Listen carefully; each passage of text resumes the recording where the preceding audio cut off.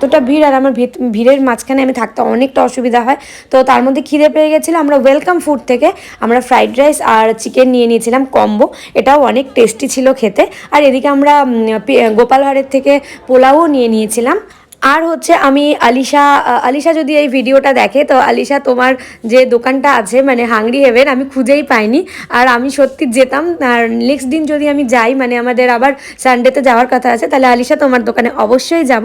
তো খাওয়া দাওয়া সেরে আবার চলে আসলাম মেলার ভিতরে। দেখো এই দোকানটা কিন্তু কেউ মিস করো না, কারণ এত সুন্দর সুন্দর ইউনিক ইউনিক জিনিস। আমার মনে আছে আজ থেকে 3-4 বছর আগে আমি এই দোকানটা থেকে অনেক শপিং করেছিলাম। তো এইবার আর কিছু নিলাম না, আমার বড় বড় টপ নেওয়ার ইচ্ছা ছিল, কিন্তু এতটা ভিড়ের মাঝখানে এইভাবে নিয়ে আমরা যেতে পারবো না, যেটা সত্যি কথা।